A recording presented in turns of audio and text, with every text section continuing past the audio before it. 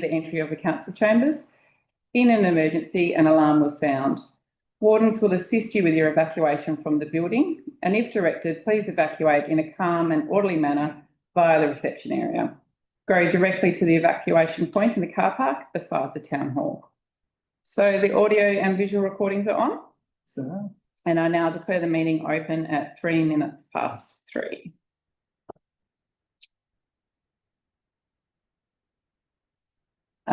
Apologies, I've received an apology from Mayor Wayne Johnson. Are there any other apologies? Okay, I begin today by acknowledging the Palatore and Panihair Pass peoples, the traditional owners and custodians of the land which we gather today. I pay my respects to the elders past and present, and I extend that respect to all Aboriginal and Torres Strait Islander people here today. As acting mayor, I advise that a person attending this meeting should note that all audio and visual recordings are being made of the meeting. Persons attending this meeting are to be respectful of and considerate towards other persons attending this meeting. And language and conduct at the meeting should be that could be perceived as offensive, defamatory, or threatening to a person attending this meeting or listening to the recording is not acceptable. So, councillors, we'll move to page 7, confirmation of minutes. This council receives that the confirmation of minutes from the last ordinary council meeting held on the 12th of August. Is there a mover for that? Councillor Loader and Councillor House? Either of you like to speak on that item? No? I'll put that to the vote. So all those in favour, please say aye. Raise their hand. That's unanimous. Sorry, you're so quick. I can't write it quicker. Declarations of interest. Are there any declarations of interest from councillors? Neil? Councillor workshop report. So councillors last met for a workshop which was held on the 26th of August, and the report is included in the agenda. So page 8, Mayor and Councillors report. I did just want to start before I move on to my fellow councillors, just to congratulate Deloraine, who you may have noticed won silver at the top small town tourism award in Canberra. So Councillor Loader and I travelled to Canberra last week. We were probably the most excited people in the room, and we did Tassie really proud. So Deloraine came second in the small town. Devonport came second in the large town, and a tour guide from Tassie also won that award. So it was a big week for Tasmania. We're really proud, and special thanks to Renee, who travelled with us, who helped put that application together, and Lucy, who's one of our devotee council meeting attendees, did an exceptional job of putting that together. So pretty proud of little old Deloraine and keen to get there next year where we're going to win it. So look out, rest of Australia. So any other councillors? Councillor Loader. Thank you. I'm good. Technology. I would like to echo those thoughts by the Deputy Mayor, and particularly pass my thanks on to Lucy, who is the Vice President of the Great Western Tiers Tourism Association, and Renee Hardwick, who is the Secretary. Resources are great, but without creative, dedicated minds, that submission would never have happened. So, yeah, I think the cheers from the 2 Tasmanian tables were the loudest in that great room at Parliament House. It was a fantastic event. And also I want to acknowledge Councillor Ben, because he's also a rep on the Tourism Association, and I think all of us together make a really great team, and exciting things are coming. Now, I've got a couple of other things. I'm not sure if everyone is aware of the Women's Association. Oh, it was on.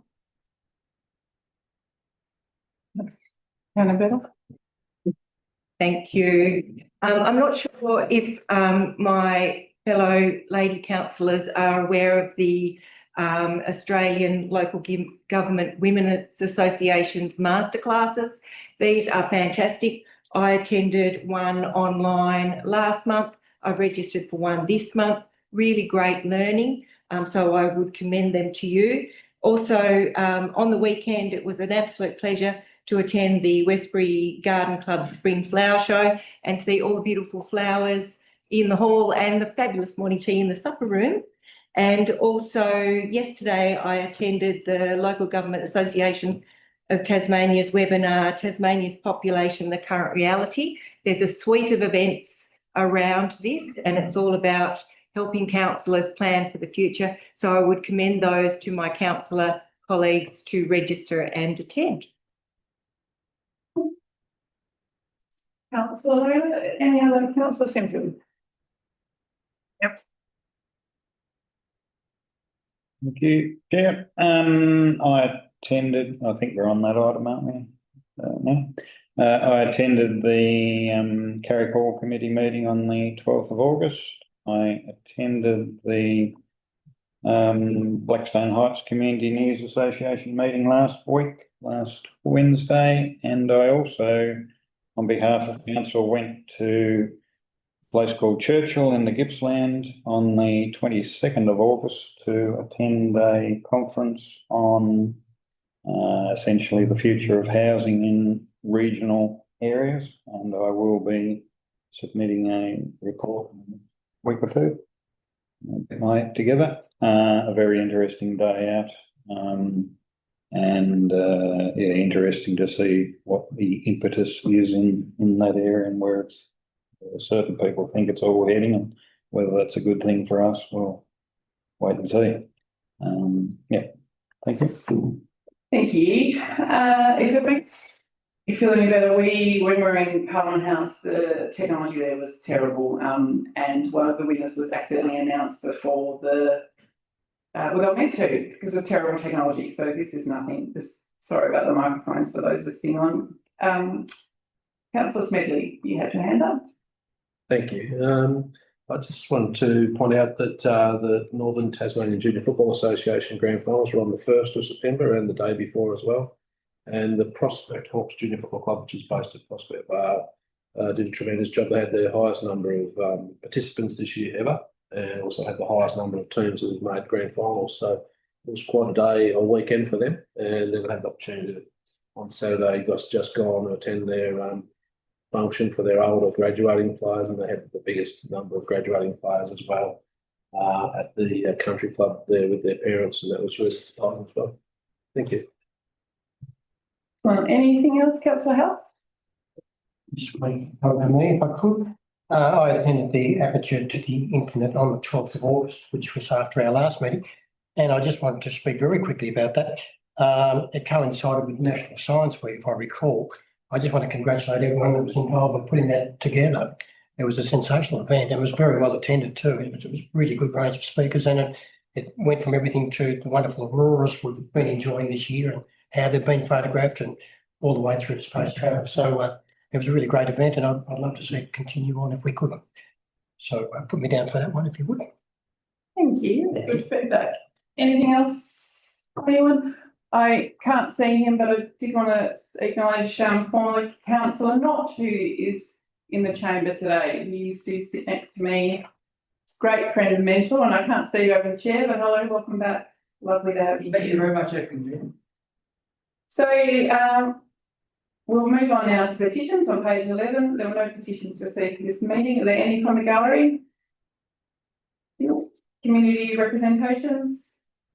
Neil? None received. Okay, so we'll move on now, councillors, to page 12, public question time. Public questions with notice are included in the agenda, and public questions without notice. Is there anyone, sorry, from the public gallery that would like to ask a question? Okay, thank you. That's so kind of you. Okay. Councillor question time. Questions with notice, page 14. There were no questions received for this meeting, so questions without notice. Are there any councillors with questions without notice? Councillor Temple. Thank you, Acting Mayor. My question is about potholes. I've had a number of people complain to me about potholes, not necessarily in council space. It can be on state growth roads. And so I've done a few little inquiries. And inquiries lead me to understand that it can be quite expensive. One person said they've had two, it happened twice in recent times, losing a magnesium alloy wheel and tyre, and each time it costs just on $2,000 to fix. So it's a considerable cost. So I asked one of the main tyre people, do they get many people in that have problems? And they said, yes, it's quite often German cars, and it's cars with low profile tyres. So that led me to wonder, should there be a warning in Tasmania if you're buying such a car that you could be more adversely affected by potholes? So is that something that we should be writing to the government about or not, or that there could be a general understanding in the community that this can be a problem? And then the other thing I realised was, if you're driving a large vehicle or a tall vehicle, you've got a lot greater warning of a visual warning of a pothole coming up. But if you're driving a low sports car, at the angle you are, you don't see the pothole until you're right on it. So I wondered, maybe Matthew can help me out here. Is there some way that, you know, if a pothole is not going to be repaired for a while, for whatever reason, that there could be a line, a red line on the road for 10 metres leading from the pothole in the direction of the oncoming traffic. So people see the line and realise there's a pothole 10 metres ahead and can take evasive action. Something like that. So that's basically the question. If that can be taken as a question, I'd be grateful.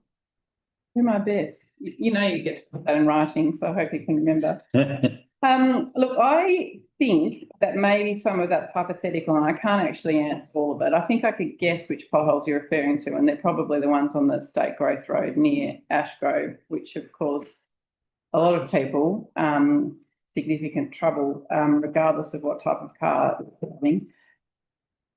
Director Matthew could probably answer what would happen in the event of a pothole appearing on a council-maintained road, but my experience with council-maintained roads are that they are fixed much more swiftly, and Matthew could probably lend some of his knowledge. But look, the GM is desperate to answer something, and so is Matthew, I can tell, so I'll let them talk about it. Oh, thanks, Ben. Yeah, perhaps the director works around the painting a warning line question from Councillor Temple. I was hoping you was going to answer that one. I can. Look, I wouldn't think that's an option, councillor. Number one, if you're going to have people out on the road and painting lines, I mean, I would think that you'd probably just fix the pothole, probably be the logic, and how that's universally understood by people what that particular red paint or whatever, because people mark and services and all other things as we see on footpaths and roads and for varying things. So I don't think, that would be warranted and probably acceptable either. So happy to answer any other questions, GM, if you. I just had two other points to make, councillor. So as you're aware, the state government is the road authority for the highways. If members of the public do have problems with state roads and potholes, and I encourage them to contact the Department of State Road, and there's a email address and a lodgement system on their website. If and obviously there are a number of roads which councils are local, the road authority, and if there are potholes on council roads, I would encourage them to use the contact council button on our website. And I say that because there's an ability to drop a pin on the exact location, and it's the best way for us to get an idea of where those issues are. Thank you, everyone. Any other questions from councillors? Councillor Sinfield. Thank you. We will be dealing with a specific planning matter in Carrick later on in the, but I was wondering if somebody could give us some sort of a timeline on we're progressing the possibility of having a specific area plan for Carrick. Could we get some idea of what we know? It involves Tasmanian Planning Commission, so it can be as long as a piece of string, but some idea of time frame as to how that might progress going forward, because a lot of people are raising the same issue about density of housing, etc. So it would be good to be able to indicate to the community when, if it occurs, when it might occur. Yeah, General Manager might have some idea on dates. Well, with the area of Carrick, that's right. We've commenced a process to consider whether council does want to pursue a structure plan for the area, and property owners within Carrick were surveyed within the last couple of years around a range of matters, one of which is the density per dwelling and lot size, I suppose, of what the preference would be of the current property owners. So we have received some feedback, and that's been considered by council at council workshop, which everybody was invited to. So it's something that has been discussed, but it hasn't been initiated, council. So I guess there's no guarantee that there would be any change brought in, but it's definitely something that our council is considering. But if there were to be a decision around progressing the structure plan, perhaps the team leader town planning an idea of the length of time that the TPC could be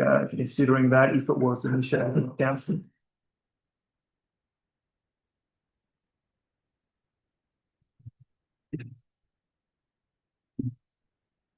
Through you, Madam Mayor, I believe we need to take that one on notice and provide a follow-up answer.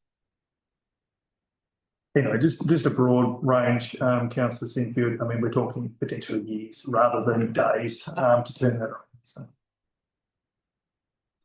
Thank you. Any other questions from councillors? No. Thank you. Okay, councillor notice of motions.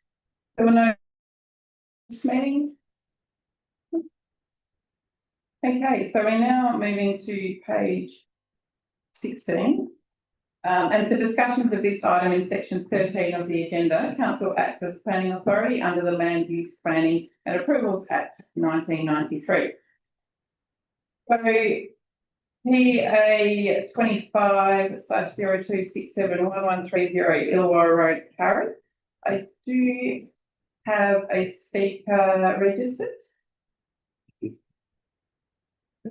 So Martin, if you're happy to speak now, it's 3 minutes and I will give you a little bell at 2 minutes 30. But if you could just say your name and where you're from just for the recording, please.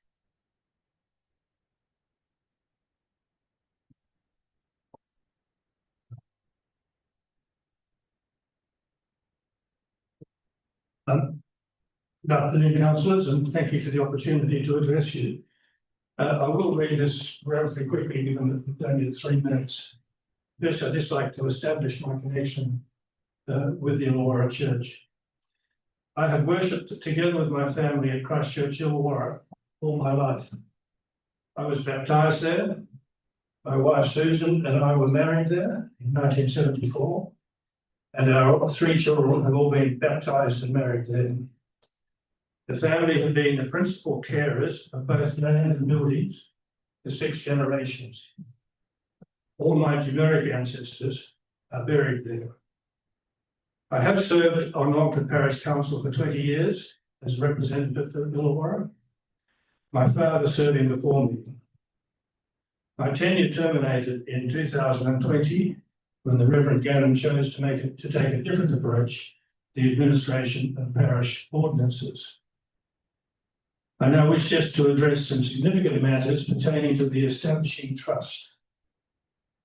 I would like councillors to understand that the Anglican Church does not own the Illawarra Church and its land.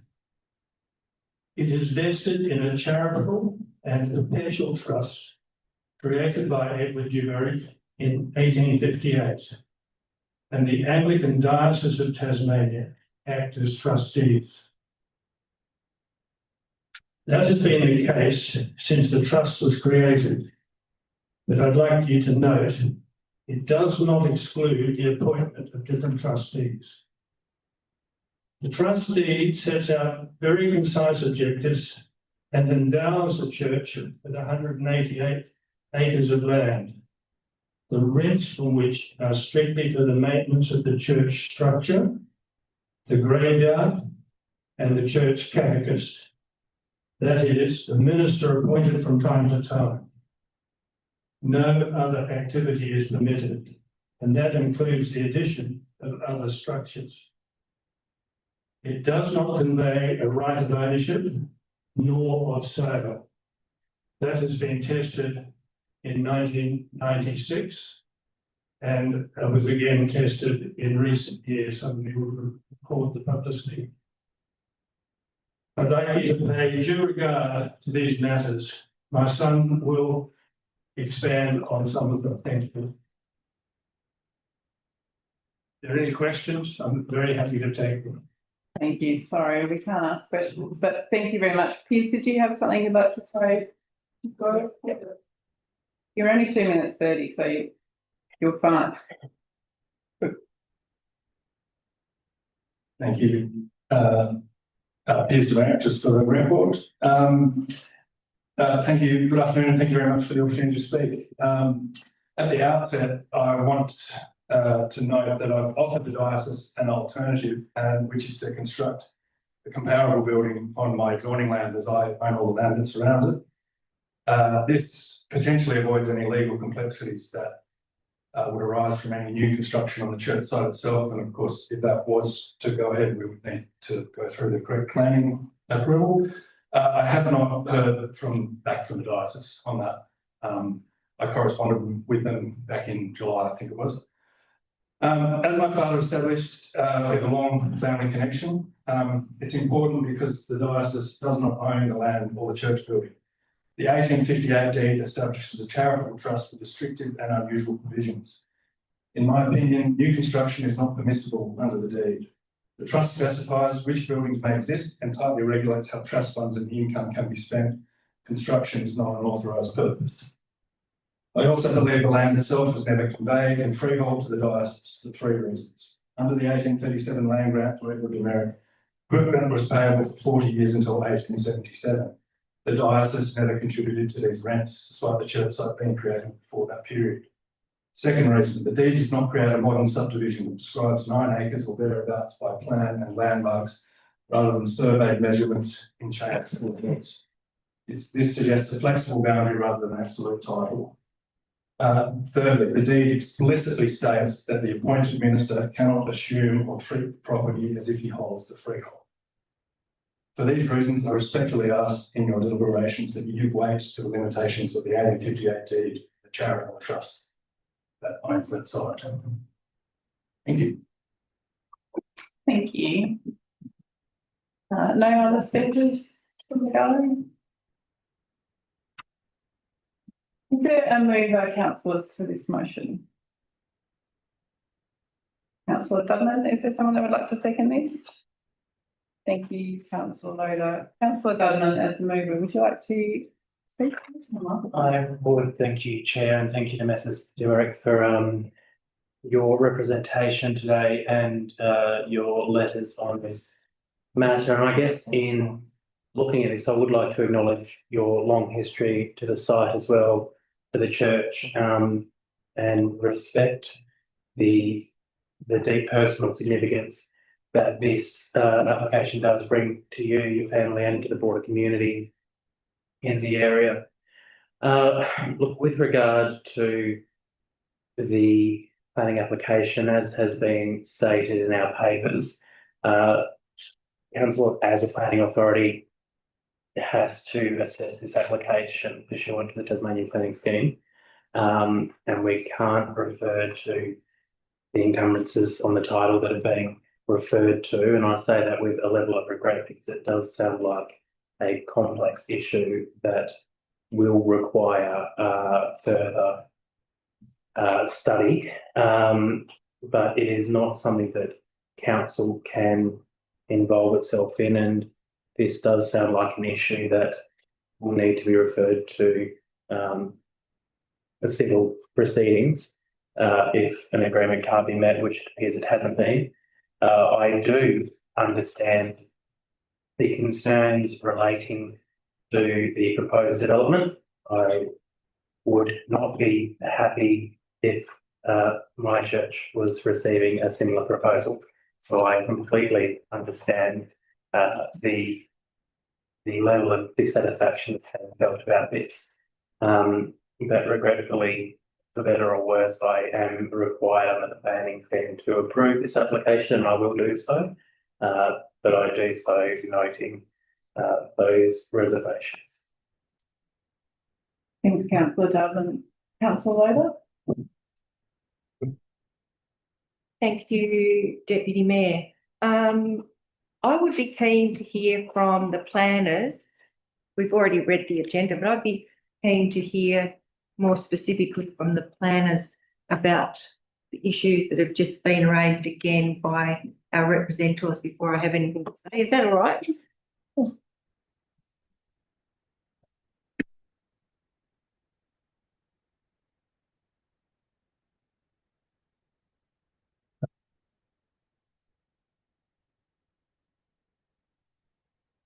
Through you, acting mayor. From a planning point of view, the planning authority and the planning process is governed by the Land Use Planning and Approvals Act. Under that Act, and putting aside land that's owned by council or state government, the only obligation under the Land Use Planning and Approvals Act is for notification of landowners of the making of an application. And regard is only to be had to the planning scheme that's in force at the time. Any other matters relating to the title, which may include restrictive covenants, deeds, Part 5 agreements, they don't have any weight within the context of the application and under the planning scheme. The scenario that this does create is a situation where a planning permit may be able to be issued and granted. However, it may not be able to be acted upon from a civil perspective. So we do get scenarios where a permit can be issued, but there may be a restrictive covenant restricting some form of development, whether it's building form, colours, those sorts of things, which can be quite common. There could be a Part 5 agreement which may restrict multiple dwellings on a property. And in this instance, there may be the deed that's in place that does restrict certain things that can be done on this particular property. However, that doesn't mean that a planning permit can't issue. So there is a distinction, and I guess the crux of it is that a planning permit can issue, but a planning permit may not be able to be acted upon. And that's up to the risk, or the exposure of risk there is with the applicant who's applying for that. Just a general manager had a comment to make, and then I'll come back to you, councillor Loader. Yeah, no, I just wanted to say that further to the consultant planners' comments there, the council, being Meander Valley Council, isn't the organisation that has a head of power to address the concerns raised from the representatives around the trustee. So it isn't council that has the ability to make any decision around that aspect. We are really limited to the planning application and the assessment that's before council, and the decision being made on this particular permit and on the merits of the application that was presented. Thank you, councillor. Do you have further questions? Yes, thank you, Deputy Mayor. So I appreciate that clarification, and thank you very much to our representatives for your lengthy written representations and coming to speak today. I went for a visit.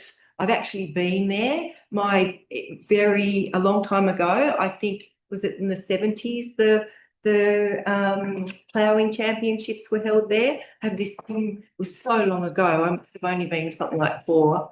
I went to those. I also went to a church service there many years ago, but then I went again a couple of weeks ago as well. So I'm sort of quite familiar with it on and off through my life. It's a beautiful building, and I can understand your attachment to it and how significant it is to you. It's a beautiful building. I think the toilet that they want to stick there is going to look like a pimple on a pumpkin. It's not going to look very nice at all. But that's, again, is nothing we can say anything about, because the Land Use Planning and Approvals Act is just but that's irrelevant, which is extremely relevant to most people. But anyway, I think it's strange that the church has operated without a toilet for a very long time and all of a sudden it needs one.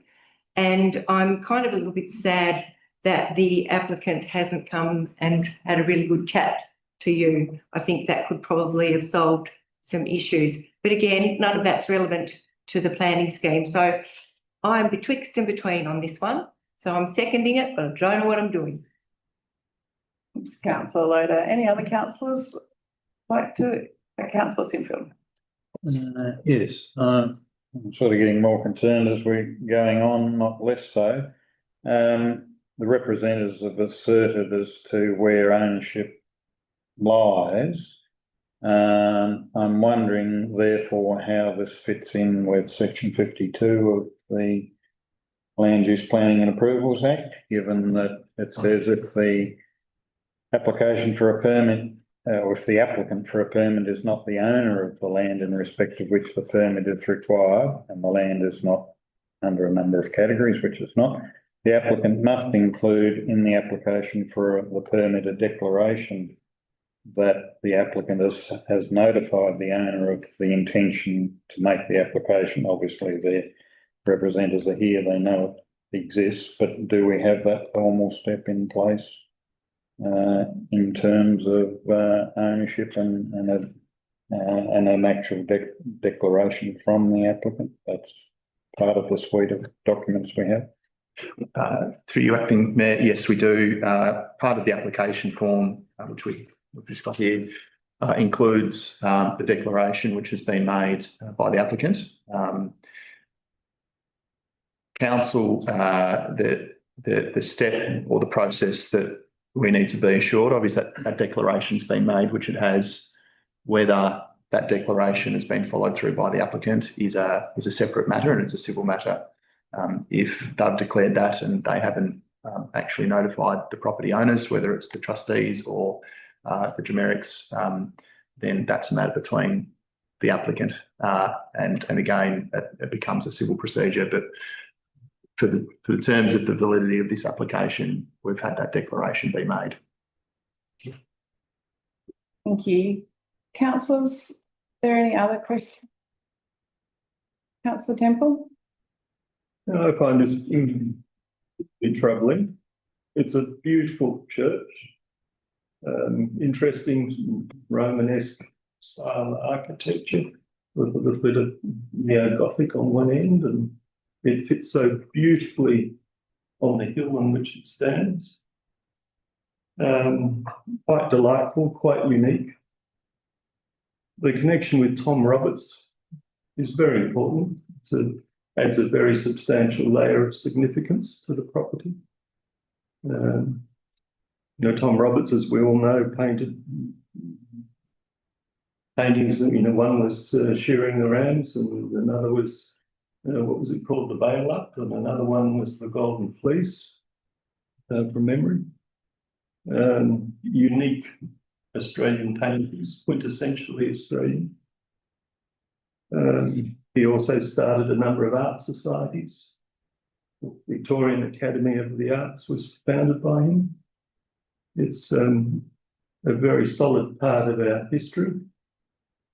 And just speaking about that, I just wonder why there isn't potentially a benefactor or a philanthropist in Melbourne that wouldn't rush to the aid to build something delightful there on the site or adjacent to it. But what we're seeing in these plans is ugly in the extreme. It doesn't fit the site at all.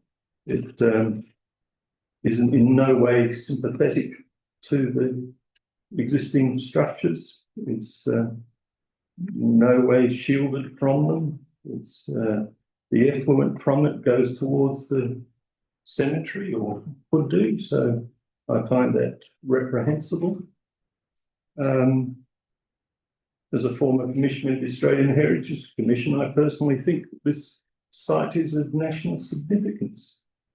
It's at that level. So I'm bewildered that the Tasmanian Heritage Council have just passed it on. I just don't know, I just speechless. I don't know if they're unaware of the property or what's happened there, but it's incomprehensible. So I'm very uncomfortable about this. And then we've heard from the Dumerics, there's a lot more there than, and it's a pity that the proponent is not here to perhaps give us a further understanding that where do we go with this? I know all about provisions of the act under which we're sitting at the moment, but this is just appalling. Thanks, councillor Temple. I think, yeah, look, it is hard because council has the role to play under the planning authority, and it doesn't have emotion, and I know that we all feel it, because I think if we could do what we liked when we liked, things would be different. But I know that council's gone through a huge process with this, including speaking to the Heritage Council, who have informed us that they're happy to proceed with the proposal. So, Tash, did you want to speak further on the different things that we've had to, the different things that council have had to undertake to ensure that this is met by the people there? You know, things like Heritage Council. Yeah, through you, Acting Mayor. This application was submitted to council as a discretionary application. So that means under section 57 of the Land Use Planning and Approvals Act, council need to assess the application. Ultimately, the application could result in an approval or a refusal, subject to the merits of the planning scheme being complied with. Given the property is a heritage listed property, once the application was received, it was referred to the Tasmanian Heritage Council. The Tasmanian Heritage Council assessed the application and gave notice to council that they had no interest in this application. Following that, we proceeded to advertise the application, where we received 2 representations to that proposal. And further to the receipt of those applications, we forwarded those to the Heritage Council for them to consider. They then responded to council maintaining their position in the notice of no interest to the proposal. They had considered the proximity of the development to the church building and its placement in the landscape, and also the sorry, it slipped my mind at the moment. The fact, that there's going to be screening planting around the vegetation. So it is my understanding that the developer or the applicant in this stage has consulted with the Heritage Council in relation to the proposed development, worked on the placement of the building and also the need for landscaping around that development, and Heritage Council determined that it is within the guidelines and is similar to that of a minor works approval. So from that component, they haven't had an interest in this application. This application is also being assessed under the extension to a non-conforming existing use, changes to an existing non-conforming use of the planning scheme. So as community meeting and entertainment is a prohibited use in the agricultural zone, we have to look at a different general provision in the planning scheme. So the changes to the existing non-conforming use allow for an extension to a building considering it is minor. So our planning consultant has completed an assessment of that and has determined that the proposal is compliant with the changes to the non-conforming existing use requirements. And therefore, we're now at the position to make a decision on the application. Thanks, Tash. Microphone again, I'm back. Thanks, Tash. Were there any other questions? Councillor Loader. May I ask just one question? Whereabouts in the permit notes does it talk about the screening? Is that actually written there? Because it's like, I can't find it.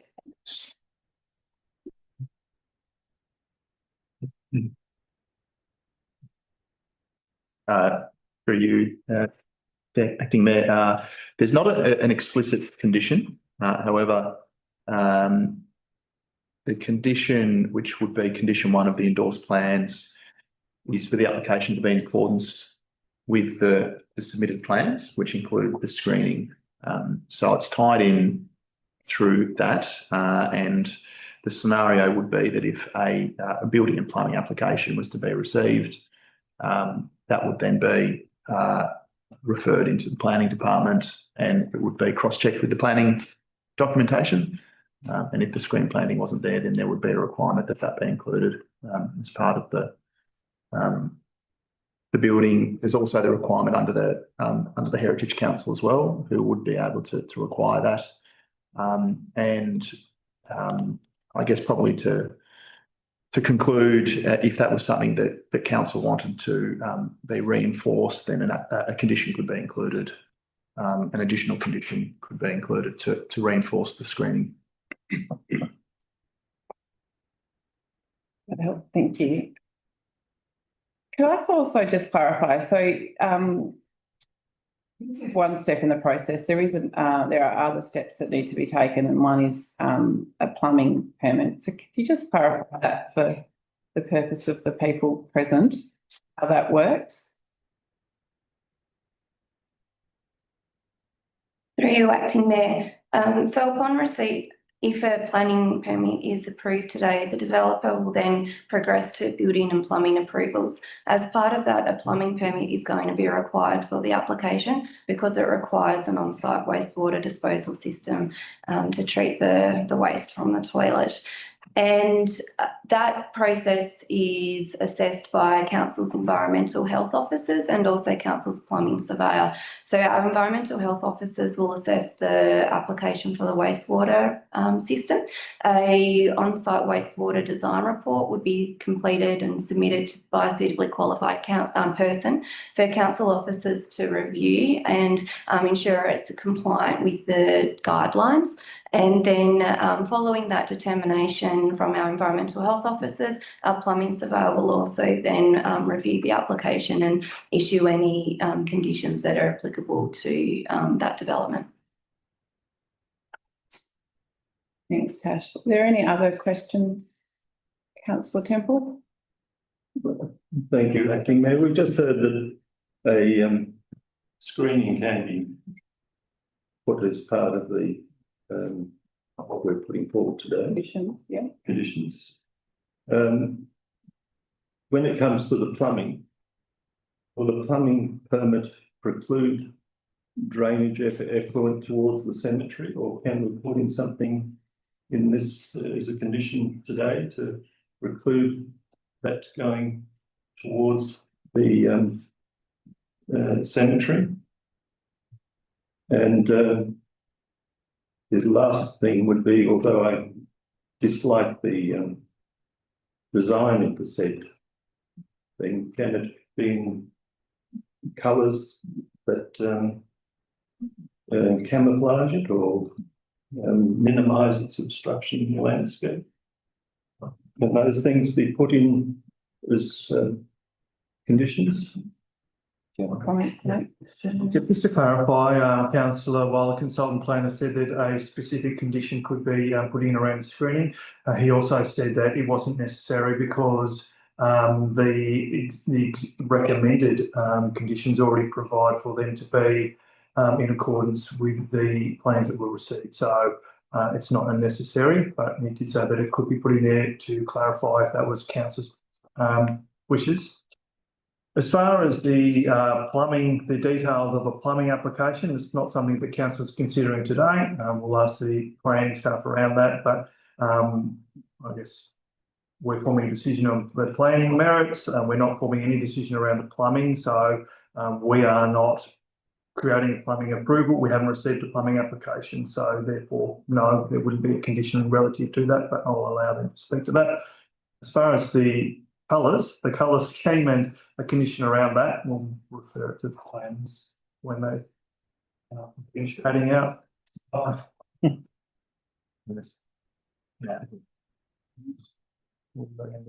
Yeah, I'll just let Tash answer that before I come to you, Councillor Smedley.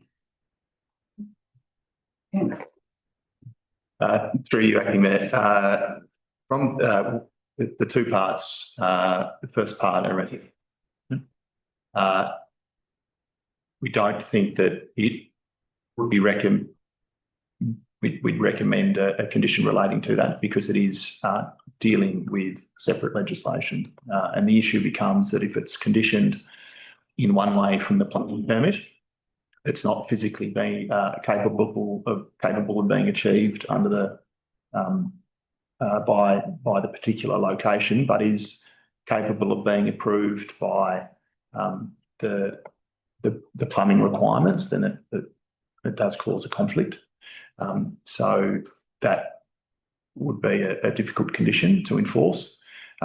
Relating to the finish of the external surfaces, there'd be no reason why a condition couldn't be included there for it to be finished in a darker tone, something that's more excessive in the landscape, rather than having a higher contrast, which is the white there. So that could be applied.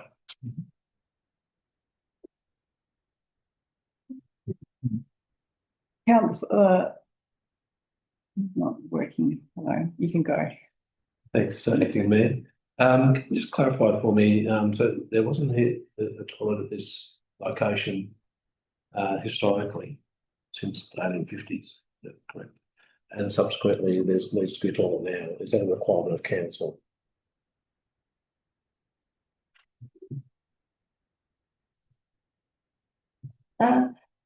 Through you, Acting Mayor, no, it's not a requirement of council. Council is not requesting that they provide a toilet in this instance. It is understood that there was previously a toilet on the site somewhere. I'm not entirely sure where.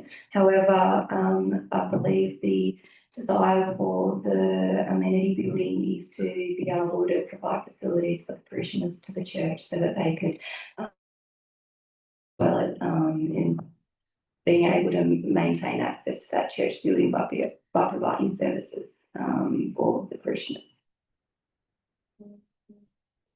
So can I just ask a supplement? Sure. Just to clarify then, how long has the venue not had a toilet? Yeah.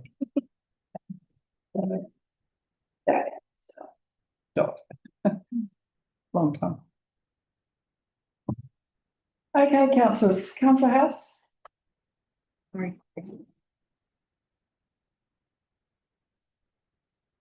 Thank you, Acting Mayor. Some comments, if I may. I think I agree with just about everything that's been said around the table here so far, but I want to first of all acknowledge the two representatives that are here, and I'm very moved in particular. I mean, they've both been very eloquent and very passionate about the history there. I'm very moved in particular by Martin's reference to the family history there over many generations, and I acknowledge that is incredibly important. I will be supporting the application. I do so reluctantly because of all the things that have been raised around the table today. I'm not excited about the structure of the building that's proposed. I'm surprised also that the Heritage Council haven't taken great interest in what's proposed. But we are, however, limited to the planning application and under the Act. So I go back to the move of the motion. I think everything's been said, I agree with, but I will support it, but reluctantly. I would rather I didn't have to support it, but I think under the Act I'm required to, and that's regrettable. Thank you, Councillor House. Councillor Simple. Yes, more just some observations than questions. I'd love to say no. I'm erring towards saying yes, simply on the grounds that should further discussion and evolution of this between the representatives and the proponent take place, such that maybe in the future more appropriate solution is found. If I actually exercise my right here and say no, then I might conflict with a future possible revisit of this issue, we have somewhat broad discretion to say no. But given that it's a site sitting in the agricultural zone, which in hindsight is probably not how it should be zoned, given plus sites like Ashley are actually zoned differently as a community purpose zone. But it is what it is. And as I say, I'm thinking that maybe saying yes to potentially the most butt ugly solution that one could ever present as it currently is. But I would hasten to add in that should I do so, the avenues that has been touched upon in terms of civil action being taken, and I would also add in, and I don't think anyone has mentioned the opportunity that the representatives have to approach the Director of Local Government, who is the responsible body for dealing with cemeteries, and how the treatment of effluent, etc., might interact with that space. But I'd certainly recommend or note to the representatives that they have that option available to them. I'm not 100% sure in my memory that should civil action be taken, that council might end up being a party to those proceedings. We have on a number of occasions in my time elsewhere in the municipality over issues where covenants exist. The council's ended up being involved in that anyway. And I don't know the answer to that. That's a legal question, but they're my observations at the moment. I do note, I believe that the picture that's shown there isn't, it informs the structure, but I don't think it informs the colour scheme. And anything that would improve on that is a plus. But the other observation I make while I've got the microphone is it concerns me greatly that page 57 of our document refers to future dwelling, which is not what we're dealing with today. But I do note the fact that the people doing assessments on behalf of the applicant have actually referred to that. And again, while I've got the microphone, I make refer and defer to the expertise of Councillor Temple opposite, who has a long and impactful role as a previous commissioner at the national level and the state level. So I thank him for his contribution and take heart in what he said. So I'm extremely disappointed by, if you like, the opportunity I have as a councillor sitting here to make a decision and feel like I'm being forced, in a sense, to betray what ought to be a better outcome. And it bears belief that site hasn't had some sort of ablution physical structure to deal with that. This to me is so far from a good outcome, it beggars belief. But as I say, I'm probably erring towards yes, grounds that it might ultimately end up with a better outcome. Thanks, Councillor Sinfield. Councillors, is there an appetite to discuss the colour scheme of the building? And if so, I'll just suspend the meeting for 5 minutes while we have a discussion with the planners to make sure we get the wording of that correctly. Nodding? Okay, I'll just suspend the meeting for 5 minutes then. Thank you. And that includes the conditions, you know. Do you want to put that? Separate.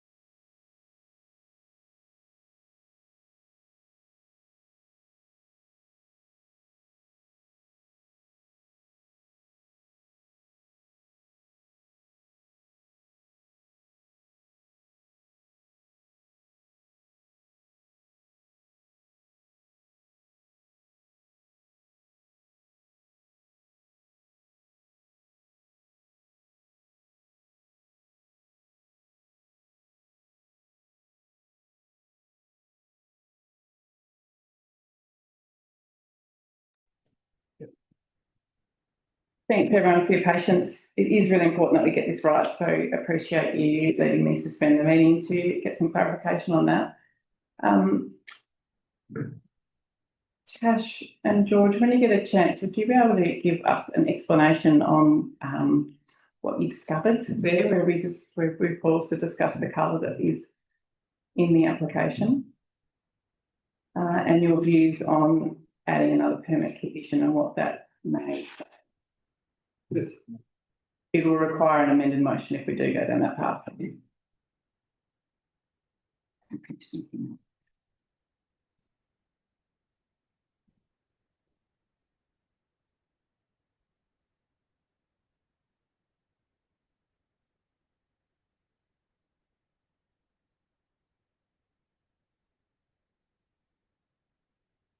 You acting Mayor, so we double check the application form and also the application documents, and whilst there is the photo in the application of what does look like a fridge, the applicants have specified that the finished surface will be in a paint which is called Wallaby, and do we still have that? Mm-hmm. And if we'll switch the image around, the Wallaby is a quite a darker grey colour at the moment,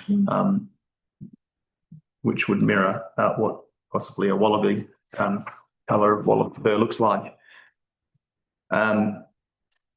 So how that fits, it's similar to the screen condition. So at the moment, we've got the overall condition requiring that the application be in accordance, or the building be in accordance with the plans, and the endorsed plans do specify the colour. So if we were to add the conditions, we would only be reiterating what's already been recommended for approval. So the colour and the screening are certainly covered within the condition already. And if the screening isn't installed and if the colour isn't Wallaby, then council has the ability to contact the applicant and make sure that they are to rectify that if it was to be installed. So it is covered off at the moment with the current conditions. Thank you for clarifying that, George. Are there any other further questions then, or an appetite to go down that path now, understanding that? Thank you. Okay. I do feel like we've had we have had quite a lengthy discussion on this, and I can really appreciate the concerns that you've raised. And I do think now that it's time to move back to the sector of the motion, Councillor Loader. Thank you, Deputy Mayor. Yes, I appreciate the discussion that's gone on. It's clarified a lot of things for me, and I particularly thank the planners for helping us understand what the conditions are. The church hasn't had a toilet for a very, very long time, ever. Possibility of putting a toilet there might mean that there's greater use of the facilities, and it kind of sort of future-proofs the building. Having said that, I do really understand what the representatives have had to say, and appreciate that they've got a lot of avenues that they can take if they're not happy with the decision that's made today. So I will be supporting the motion today. Thank you, Councillor Loader. Councillor Dudman. Thank you, Acting Mayor, and thank you for the clarity on the colour situation. I think it clarifies the position that even if we had been able to change it, and I don't think it's needed, it doesn't take away the core issue relating to the overall development. But going back to what I said at the start, and also what Mr. Walker and General Manager said regarding the issue of ownership and of the matters of who has effective control over the site, that is not something that we can respond to under one of our heads of powers. I feel very strongly about this issue, but I also won't commit the injustice of pretending I can fix an issue that I can't, or pretending that I have the power to do something that I don't. This issue is one that will need to be progressed through other heads of powers and through civil litigation, no doubt. And I would hope that it is explored because it is an important thing, and this will impact this site greatly. But in terms of my ability to work under the planning scheme, it does meet the requirements and therefore has to be approved. And I think voting against it, despite my personal feelings, would do nothing than just pretend that I can do something that I can't. So on that basis, I regretfully will be voting in favour of this. Thank you, councillors. So with that, I will call for the vote for all those in fact. Just a point of order. What are the current conditions that we're not changing the conditions? No, just as in the agenda. Okay. So all those in favour, please say aye and raise your hands. Cameron, Cronshaw, Dudman, Smedley, Sinfield, Loader and House, and those against? Councillor Temple, the motion is carried. Demerits probably don't want to stay and listen to Liffey Street that carried, so feel free to leave if you like. Otherwise, we'll move on now to the next planning item, which is on page 87.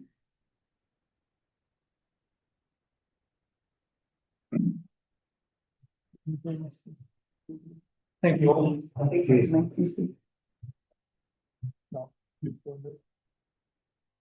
Okay, so PA 25/0242 31 Liffey Street Code. Is there anyone in the gallery that would like to speak on this item? Thank you. So a move, councillors, is someone to move this item? The dynamic duo, Councillor Dudman and Councillor Loader. Councillor Dudman, as the mover of the motion, would you like to speak first? Thank you, Deputy Mayor.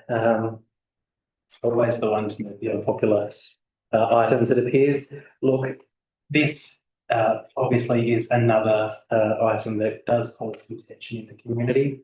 Any multiple dwelling applications in Carrick do tend to evoke concern in the community, which is fair enough. With regard to the proposal, it largely meets the performance criteria, and looking through the performance criteria, which I'm referring into at this moment, but having looked at it previously, the reliance on the performance criteria is largely minimal. I'll take, for example, 8.4.2 A2 with regards to the southern elevation of Unit 7. That is, in reality, in my view, a minor issue. No doubt the entirety of the proposal is of concern, but when we scope it down to the aspects of the development that are somewhat out of compliance with the performance criteria, there is very little to on that basis, and noting the concerns of the representatives, that I will be supporting this application today, as I believe on whole it does meet.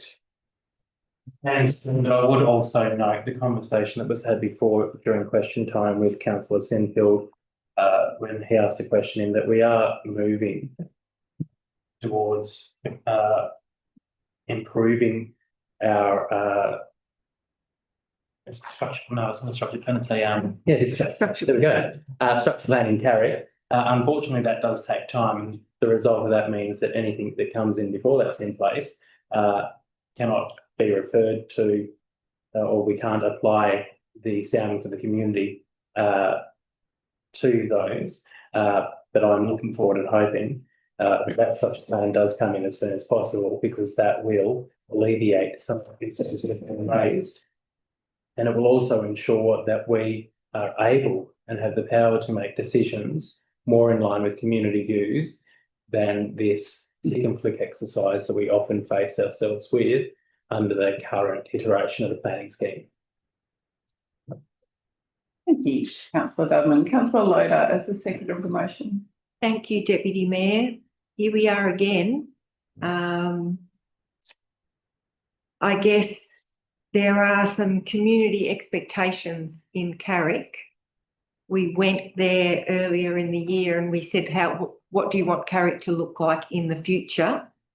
But as Councillor Dudman has just re-outlined and Councillor Sinfield asked the question that was ably answered by the planners, that structure plan is a long, long way off. But community expectation is that we asked, they told us, and in my opinion, this level of density does not align with current community expectations in Carrick. And that's been demonstrated by the three representations. Now, over the last few months, I have received multiple emails about East Street, where this development will add to the congestion of. Near misses, the road is not fit for purpose. So what we're basically doing here is adding the 5 more dwellings to an already congested road. I do note that the developer has to put some money in to help with that road. But I went for a drive down there. Same Saturday, I went to the church on Illawarra Road, and that was on a Saturday lunchtime, and there wasn't much traffic around. But I've also been up there driving down Meander Valley Road at peak hour times, and it's really busy. So I'm really concerned that if this goes ahead, it will add to road safety issues. What is it? We've got an extra 23% off the top up on my notes, 23% increase. So yeah, I just, Carrick doesn't want this level of density. They really don't. But as Ben said, we are obliged to just say yes to it. So here we are again, not being able to really align community expectations with the decisions that have to be made. And I do, and I'll stop in a second, on page 82, there is 182 of the agenda, there is a typo that refers to an incorrect address. Now, this happens quite frequently, and I can understand why our representatives get a little bit flipped. They're reading documents, they're studying documents that got the wrong address. Yes, it has nothing to do with the outcome of this application, but it's a little bit poor form, in my opinion. Just to clarify though, that's a document from a external, that's not a council document. Yes, that's true, but it's been printed in our agenda. So, General Manager, you have some comments to make? That's why I just clarify a few points there, just so that everybody is aware. So that's right, page 182, that's part of the traffic impact assessment submitted by the applicant. So it was the applicant's information. If there's a date change there, it wasn't by choice of council officer there. The representations was noted by the both mover and seconder, so that was 3 reps there. Just East Street does intersect with Liffey, so that was the reference from councillor Loader, and then the money, the contribution that was referred to that's proposed to be received from the developer should they receive a permit is permit condition 3, where there's a proposed contribution towards road widening. So Thanks, General Manager. Councillors, anybody else would like to speak on this? Yes, Councillor Sinfield. Yes, to preempt further contributions that might change my mind, but I doubt they will. I won't be supporting this simply on the grounds of pedestrian access. So first of all, a question, speed limit signs on the entrance and whatnot of the property are proposed to an official looking sign of a 10 km/h speed limit for vehicles in that precinct, shall we say? Who is that enforceable by? My question.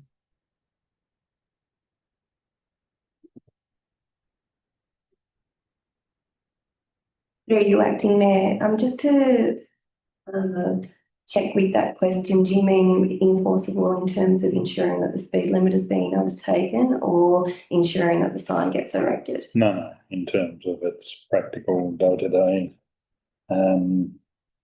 application thereafter.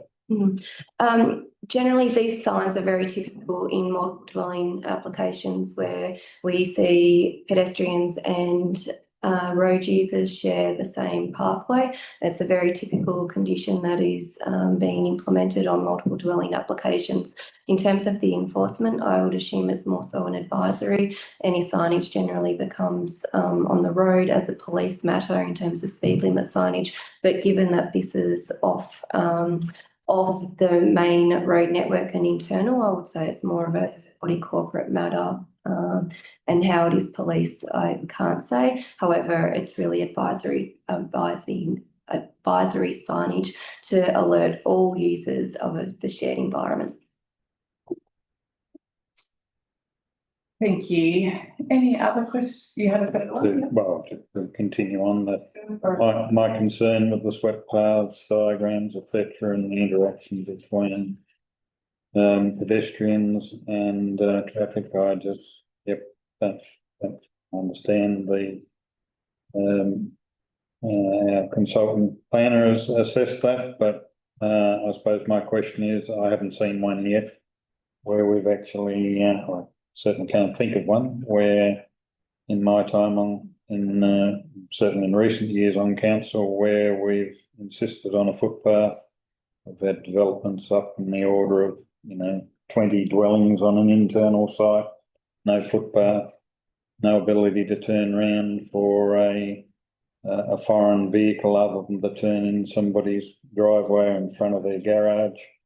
I just think it's a very poor outcome, and given the language we used in relation to the toilet block on the previous item, I feel particularly desperate for the people who might end up in dwelling 3, for example, in terms of a whole range of issues. But yes, I won't be supporting this, is the short answer. Thanks, Councillor Sinfield. There was, I just wanted to get some further clarification on comment Councillor Loader was making around the vehicle movements per day, which triggers the road to be upgraded. Director of Works or Director of Infrastructure, would you be able to give us an explanation of what the future plans are for Liffey Street, noting that they will need to be widened part of this application? Thanks, Acting Mayor, but I'm actually going to refer back to our hearing. Welcome. Thank you, Acting Mayor. So Liffey Street at the moment, that section of Liffey Street has a volume of about 150 vehicles per day. A road in that class is classified in the municipal standards as an S3 standard, which is usually 5.5, which should be 5.5 metres. At the moment, that road's about 4.8. So my understanding would be that we'll widen it to 5.5 metres to comply with the S3 in the municipal standard, which is a 5.5 metre wide road, and that's what that calculation is based on. Thank you. Do you have anything else to add, Matthew? Yeah. Because the GM is excited about saying something. I just wanted to say that the decision that council's making today isn't around the road upgrade. This doesn't commit council to a road upgrade. The proposed permit condition is the developer contributing to a future road upgrade at a point in time, which it may be a number of years. It may be sooner should council feel that there is an impending need or that something changes within that section of Liffey Street. So just to be clear, that's not a decision that council is making today. Thank you. Okay, any other councillors have anything they would like to say? Questions, comments? No?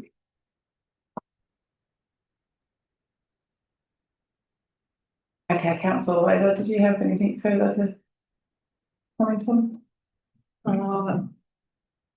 Just to reiterate that I think that this development doesn't meet community expectations that we have just gone out and specifically asked about. The road, East Street and Liffey Street are already really quite congested. And if this goes ahead, I would be pushing to get that road widening done sooner rather than later, because often we get the dwellings, but the infrastructure takes a long time to catch up. And that also does not meet community expectations. And it's more than that, it's a safety concern. And I think when anybody emails about an issue to a councillor, it takes a lot for someone to look up the email address, type that email, and for everyone who writes that email, there's probably another 10 or 20, I don't know, who would like to but are too shy or feel that it's not going to do anything, so why bother? So when one person does take that time, I take notice of them and I thank them very, very much. So I'm really struggling because I know I'm supposed to tick and flick this one, but it just doesn't pass the good old sniff test for me. Councillor Dodman. Just very briefly, because I think it's all been covered, but just to reiterate what has been said before, we did go out and consult with the community on what they would like to see in the community and how they would like developments approached.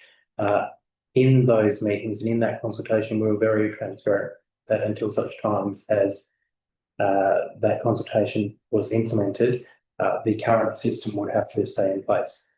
We can't sort of act in a grey area where we think we're going to bring something in, so therefore we can apply that today. And that is the issue that we find ourselves in. That is why, I also hope that it will be a priority for putting this new structure plan in. But until we change the rules, we've got to play with the current ones, and that is where we find ourselves today. Thank you, Councillor Dudlin.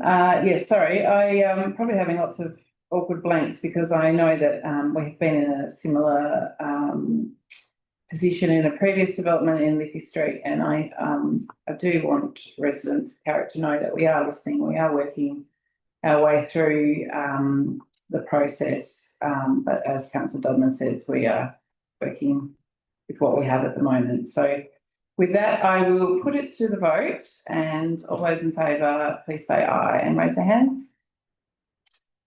Cameron, Cronshaw, Dudman, Smedley, House, and those against, Sinfield, Temple and Loader. The motion is carried. So council now no longer acts as a planning authority. I'm not sure if there's anyone in the gallery that was waiting to find out what was happening in planning, because if they were, they are welcome to leave, but I don't think that's the case. So we will now move to development services, which is page 222 for councillors.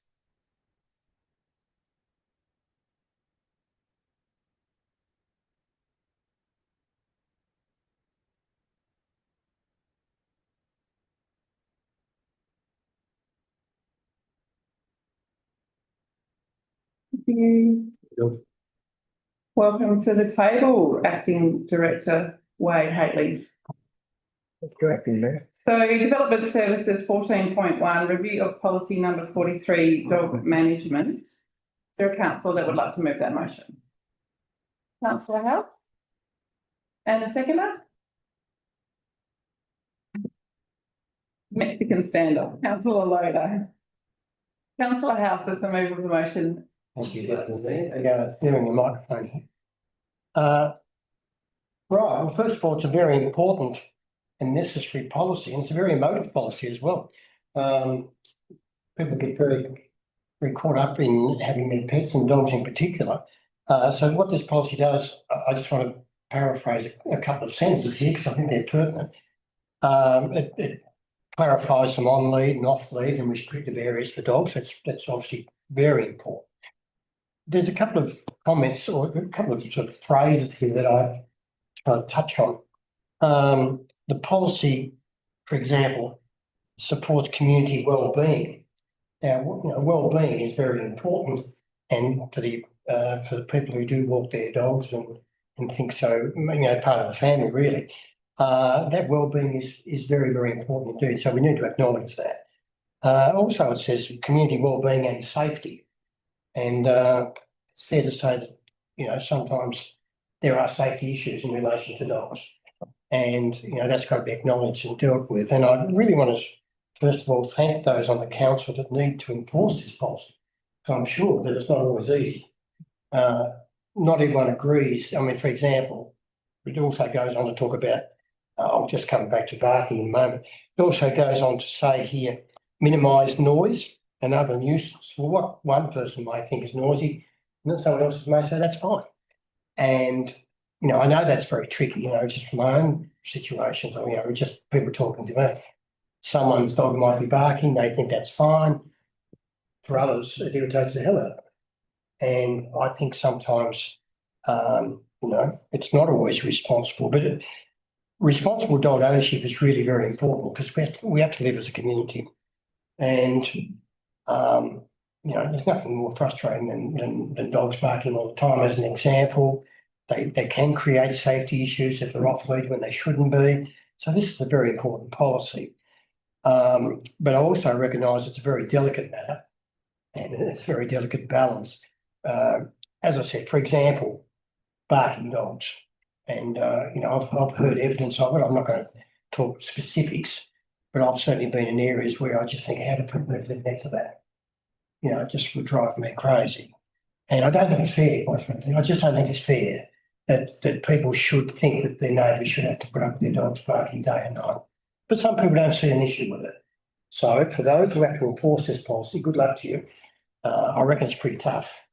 And I suspect that sometimes you get contrary views. Would that be fair to enforcing this policy? But I don't want to make light of the policy. I think it's a very important policy. Dog management is very important. People, do have the right to have their well-being. That's very important to people to have their dogs and their pets. We've just got to make it work for all people in the community. Share the microphone. Oh, that's cute. Thanks, Councillor. Thank you, Kevin. You pretty much said everything I was going to say. I'm really excited about the fact we've got so many wonderful dog parks. We had reason for lots of people from the from Alveston Drive Dog Park to contact us. Was that last year? And I went up there one time and met all the people, and so many people said, well, I don't know that person's name, but that's so-and-so's dog's mother or father. And it's such a good way for people to connect. I appreciate this policy greatly. I am terrified of dogs I don't know, and knowing that dogs are supposed to be kept under control gives me a great sense of comfort, especially when I'm running around like a mad woman like I do so often here in Westbury.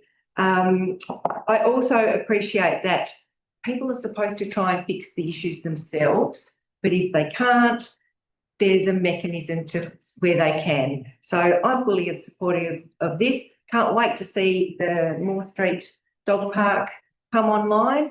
And yeah, I think our dogs are very, very important, both second to our children probably. Thanks, Councillor. Yes, so it's something I learned whilst on council, and that is how important dog parks are and the communities. And I mean that in the sense that I went to a quiz night one night with a group of people from the Blackstone Heights Dog Park, and they didn't know their names of the people sitting around the table, but they knew their dog names. So that's very correct. Any other councillors? Would you like to, Councillor Temple? Thank you, Acting Mayor.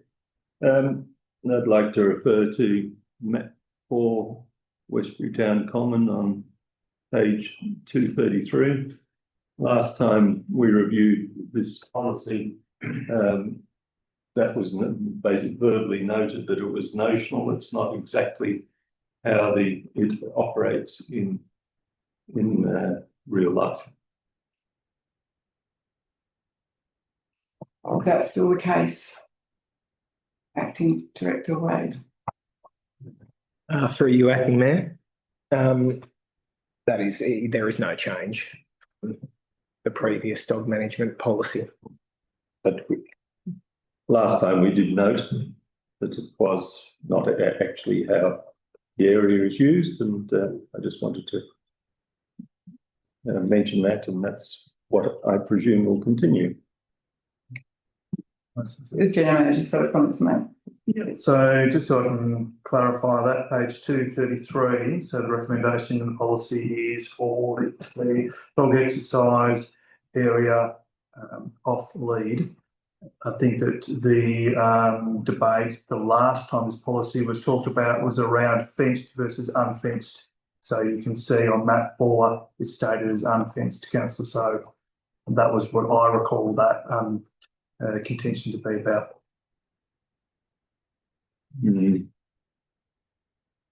Councillor Diamond. Just briefly, I wanted to acknowledge what isn't included in the papers here, which is the community consultation and the number of community members who did respond to our consultation on this. And it was largely positive feedback, but it was also feedback that was showing a level of excitement about the Moore Street development as well. So appreciate the community involvement in this policy. It isn't a policy that is just created by council for council. It is created with the community for the community. And I think it is one of our strongest policies that we have. Thank you for that, Councillor Dudman. Any other councils like to see what is done? Councillor Sinfield. Yeah, a couple of things. I'm surprised that we hadn't previously included under on my scrolling machine. Map 8, page 234, that we hadn't previously included the Westbury Rec Ground itself. It's a surprise that wasn't in there. And I did see a dog on there last week, so I suppose it was okay at the time to be there. The other thing I make comment and do not make light of, but this policy does deal with dangerous dogs. I heard in the media today a 17-year-old girl on the mainland has died after being attacked by a friend's dog, I think it was, from memory. And I could be wrong on that, but after the attack over a week ago, the young lady has now succumbed, very sadly.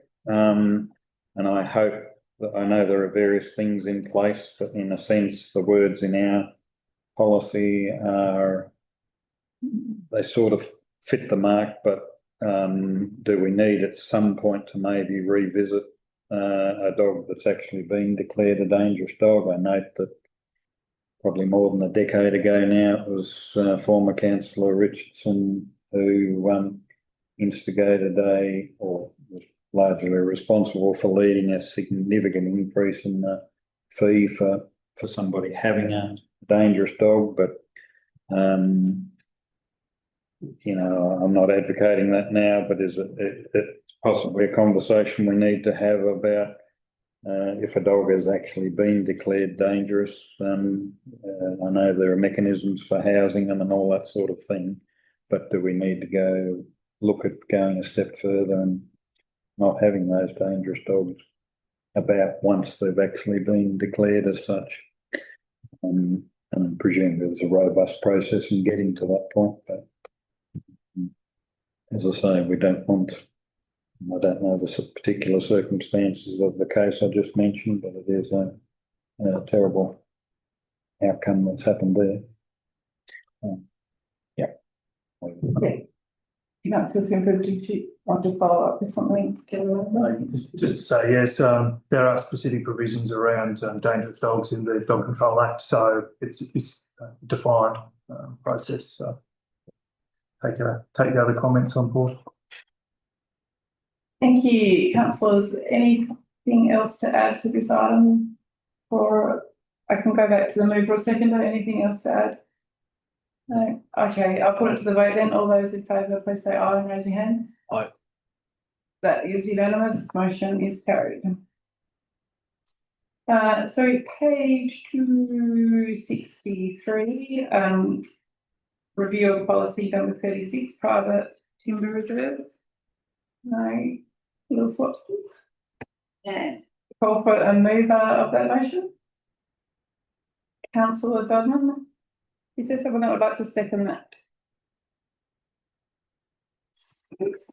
Councillor Smedley, thank you. Councillor Dudman, as a mover of the motion, do you have anything you'd like to say? I don't think this requires a long debate. It obviously reflects our responsibilities as the local authority in relation to the Forest Practices Act. There is no changes that I can see of substance, so I think it's good to go. Councillor Smedley? Any other councillors like to speak on this item? No? No. Okay. If that's the case, I'll put it to the vote then. So all those in favour, please say aye, raise your hands. And that is unanimous, motion is carried. Okay, that will. Now we're going to have a motion, I'm sorry, page 269, a motion to close the meeting to the public. Sorry, I missed that.